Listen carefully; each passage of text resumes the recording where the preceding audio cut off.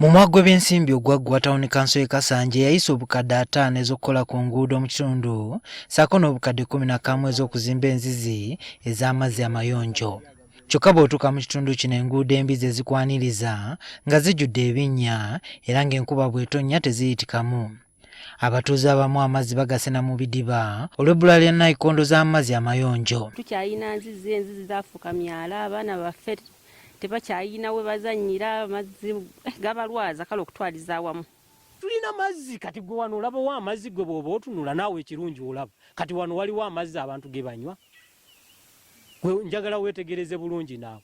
Gwe tunuulira kati ekyo osobola okugamba abantu nti nno mazzi abantu ge banywa. Wano twavaawo kati tugalindira n'eri bubi, ebyenjigiriza biri bubi, ebyobuyonjo bibi nnyo, ebyobulamu kwegamba tewali na ripooti gy'oyinza kubuuza ne bagikugamba nti yeeno.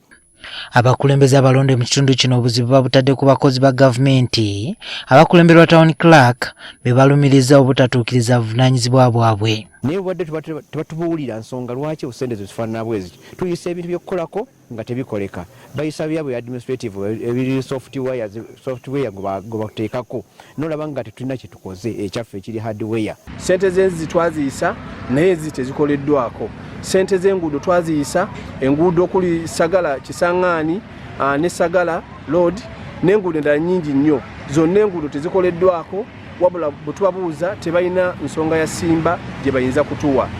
Bano batuse n'okwekubira enduulu eri Kaliisoliiso nga baagala anoonyereze ku bakozi bano. Obuli bw'enguzi nze ng'omu nasabadde tufune ayigigi ajja tuyambeko wano mu ntambuza y'emmundu e Kasanja.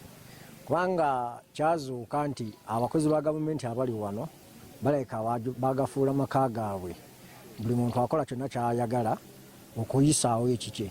RDC w'ekitundu kino agamba nti awagira ekyokunoonyereza ku bakozi ba gavumenti abatakoze kubanga gavumenti eriwo okutuusa buweereza ku bantu. Omukozi wa gavumenti ate nga services abantu tebazifuna kusobola olina gavumenti ebeerina okutekinga action against you.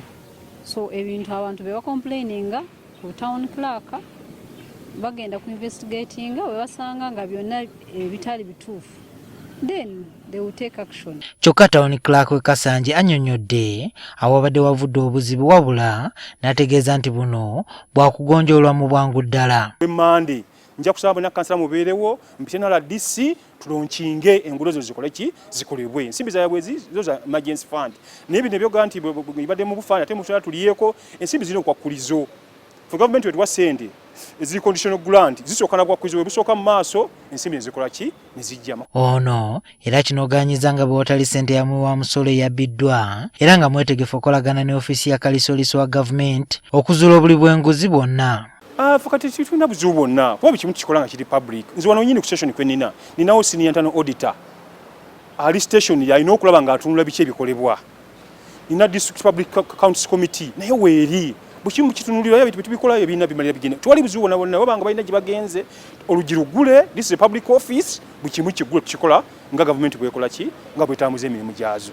Ebuvuddeko Kaliisoliiso wa Gavumenti Meeya yasaba abakulembeze mu gavumenti z'ebitundu okulonkoma abali emabega w'obuli bw'enguzi.